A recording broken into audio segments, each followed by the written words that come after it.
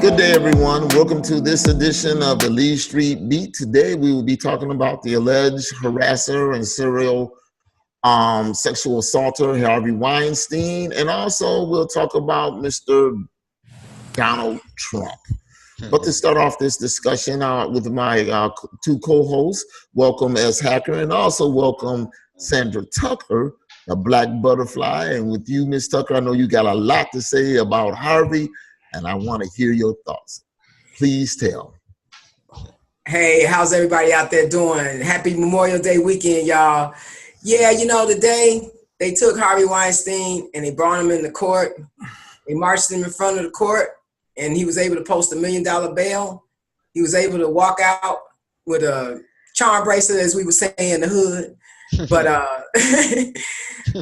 he's been accused of some really serious crimes.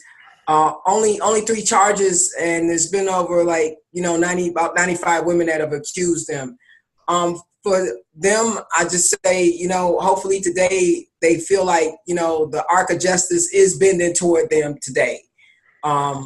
It's really sad that these type of things go on so long, because it's not like people hadn't tried to report it before.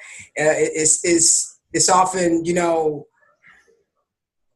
just people just marginalize the women that want to bring charges against these guys.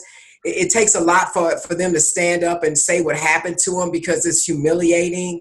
So for them to see him being brought into court and possibly have to answer some charges against these women, and for all of these years of abuse, I hope for them, they feel a little bit of justice today. Right. Well, listen, Harvey's been abusing people for a long time, and cameras came back on him.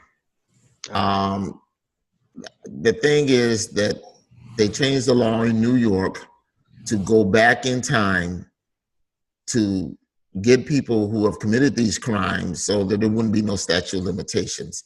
Right. I believe that's a slippery slope, because basically if you were spitting on the ground in 1975 and it wasn't a crime, and then they passed the law and says if you spit on the ground, there's no statute of limitations, but you spit on the ground in 1975 when it wasn't violating the law. And technically it wasn't violating the law because the statute of limitations have passed, even though he was accused of maybe this crime. So it's a slippery slope. We all want justice to be served, but we all want justice to be served fairly. Harvey's entitled to his day in court. When you're dealing with relationships with anybody, man and the women, woman, man, there are a lot of things that go on between two individuals, and some of it's truthful, some of it's not, and a lot of times it's overlapping, and it's a shaded and blended area in there.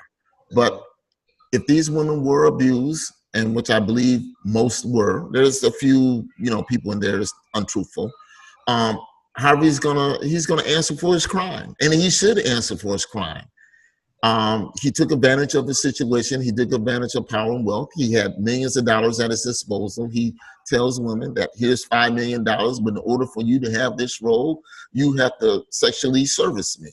And he's done that as a condition on any employment. That's wrong. He's going to pay for that. And when he goes to jail, he sits time in Rikers Island, if he gets convicted, I just hope that minute of sexual gratification that he did doing this, he still feels that when he's in there with his new cellmates. Okay, because it's going down. It really is. The thing about Harvey is he tries, him and his lawyer are going to try to say that, they're saying, hey, it happened, but it was consensual. Right. I'm going to tell you something. There's no way 95 people come out against one person and say similar things and that it was all consensual. In a way, I look at Harvey's wife. She says she didn't know anything. This guy, he was a god. It's just like if you got, you know, a job with him, then you could make it. A lot of these women, they won Academy Awards. I'm just saying, but they had to sell their souls, you know. And some of them are young. They came from all different places, you know, and some of them come from small towns, you know, and even though they, you know, might have been in the business, you know, 5 or 6 years or whatever, you know, they didn't know what to do, you know, and they felt ashamed, you know. When people of power take advantage of other people, it's really bad. And again, when that happens to me, it really it hurts our society as a whole. Because to me, you know, in order for us to succeed as a nation, we need both sexes to be able to apply their talents without having to pay a cost to do it. Right. And again, this situation reminds me like this is an episode of Mad Men or something, you know, where you could do whatever if you were a man and nobody said a thing. But again, if a woman did something similar, oh, right, you know. You know, there's been a couple of incidents that have been brought up where women of power have been the same thing. You know what? And you know what? I don't have any problem with them going through the process and whatever, because see, it's not about the sex as much as it's about the power. And of course, traditionally, it's about the power. It's about selfish. Yeah, it's about power. Men have always had most of the power, so most of these cases are going to be attributed to them. But women with power can be sucked in because, you know, power is like a drug and they can misuse it. And you know what? Same thing for them. You exactly. You gotta get yourself together. I mean, Harvey, he's been in rehab a few times. So I guess, you know, when you present that to the court, people, you know, feel like, well, you know, he's got a problem and he's tried to address it. But you know what? 95 women, you ain't get it addressed. Seems like you don't work that out, but you know, I mean, exactly. It's horrible, man. It's horrible. And again, also, they're looking at Harvey about these non-disclosure agreements if he had some, and saying that they may be illegal. And if that's the case, what about Trump and his non-disclosure legal? I mean, Harvey is paying for his crime. Bill Cosby is paying for his crime. But why isn't Donald Trump paying for his crime? And he's came out and said what he's going to do. Exactly. Well, you know what? It's just like anything. What's done in the dark shall come to light. We have to be patient. We have to be patient because, you know, it's just like these women never thought that they would see this day. You know what? There's going to come a day of reckoning for Donald Trump as well. So we just have to be faithful, and we just have to know that it's coming. You know, it don't all come at once. You know, because they was putting out reports on Harvey and Bill Cosby 10, 15 years ago. But look. You know, it done hit the fan now, and some of it stuck this time. Right. And again, you know, I think the arc of how we as a society view women and what's acceptable as to how we treat them. Look at that guy from NBC, you know, on the Today Show, Matt Lauer. Who would ever thought in all these years that, you know, all that was going on? Well, you know, it was alleged, though. It was alleged that he was a player for years. No, I'm talking about the sexual assault allegations. You know, that's what really got he could click and lock the door. Oh, he was exactly. Well, I just want to say that Matt Lauer wasn't the only one that have these rooms where, because they're so busy that they don't want to be disturbed and they have to use the remote to unlock the doors. There's a talk show host who has his own show now, and he has the same thing in his office, and I know that as a fact. Wow. Well, you know, I guess it's not as much about having that ability to do it, but it's how you use that power. And if you're doing it, that shouldn't be going on. And again, my thing is, okay, you say, that, you know, other people have these locks, but I mean, is it an anomaly, or does a lot of people have them? It's just part of the business that you're that busy that you acquire a remote control lock on a door. I mean, how many corporations are caving into that demand? Well, apparently quite a few. They do it. These are stars, you know. Because they're the one that's raking in the money. They're the main focus. It's their show. You know, it's always the Today Show with Matt Lauer and everybody else, and that's how that started. It seems like an innocuous thing. They say, hey, you know what, I want a remote on my door because people coming in.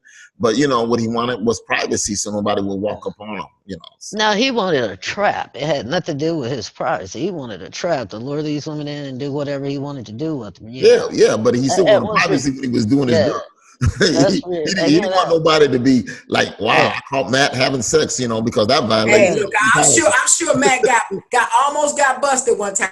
I'm sure he got busted. I Come made on way now. too much money for this to almost happen. You know, for all what I mean? the recklessness that they said was going on, I'm sure he got busted. Come on now. Nobody's that good. Yeah. Oh, yeah. All right, let's talk about Donald Trump and how he blew his own meeting with Kim Jong-un. He wanted to be the first one to cancel. Yeah. He didn't want to be embarrassed. And he was going to be. You know, I mean, there was no way that Kim Jong-un was going to give up all of his denuclearize for anybody. I mean, once you got that, why would you just give it away? And then you said you're going to treat me like Saddam? Really? Yeah. You know what? Even if they hadn't said that, once somebody acquires something, you know, them trying to take it away, and you have the same thing. You have more of the same. Dude, you got more. You want me to have none? Zero. I mean, that doesn't even, just on a human level, that doesn't make any sense. You know? It doesn't make business sense. Yeah, it doesn't make any sense. It doesn't. Well, look who's Trump surrounds himself around. He surrounds himself with John Bolton. They talking crazy. And you know what? Kim Jong-un is not nobody's fool. You know, and they're talking about he blew up his nuclear program. Well, where he was doing it, it was impotent anyway. So yeah, it was destabilizing. You know, because they were running out of money. You know, listen. So they just get another spot now. Yeah, yeah, that's it. He got another spot. I mean, it's not like you can go there and verify everything that he says, you know. But you know what? And they were like, "Well, you should have let us come and see you blow it up." Yeah, right. Well, he did, and Trump sent that letter to everybody while these journalists was over there. So who knows how he would have reacted? I guess he was stunned. He couldn't believe that this fool said this, and neither could anybody else. And again, I'm not surprised. Let's look at how Donald Trump handles domestic issues. So why would here one day that we changing our mind the next day be any different on the international stage? Yeah, it's sad because on the international stage, you know, they don't trust Donald Trump. They don't trust his word. Because he really doesn't talk policy. You know, he just wants to make deals. You know, we used to, you know, be in a country of laws and policies and all of those things have been thrown out the window now. And there's no more, people that are out there that can go back to the way it was. And so those individuals who are looking to us, it's like, we don't even know y'all. Y'all got this. We don't know him. He's crazy. Yeah, we don't have no word. We don't have anything, you know. Yeah, on Tuesday he feels this way. You know, he's real passionate about it on Tuesday. He tweets something Tuesday night. On Wednesday, you know, he tweets something different Wednesday morning. You know, who can rely on that? Then Thursday it might have changed again. And then Friday he'll say he didn't say any of the things we've just said. You know, and then he knows all our allies. And then his made up spy gate. You know, I got a spy, so I'm gonna send my chief of staff. I'm gonna send my lawyer to see what's there. Well, if he thought that he was gonna find something out about Bob Mueller was doing, he was very disappointed. Okay. Bob Mueller is not only he is miles ahead of Donald Trump in every kind of way, just mentally, and he's treating him like a criminal, which he should be treated like. Because well, the case is like it's a criminal case. You know, they're mob-like, so that's how they have to proceed. Exactly. It takes a while. Yeah. Yes. It really does. Yeah, we voted here in Georgia this past Tuesday, and I definitely cast my vote.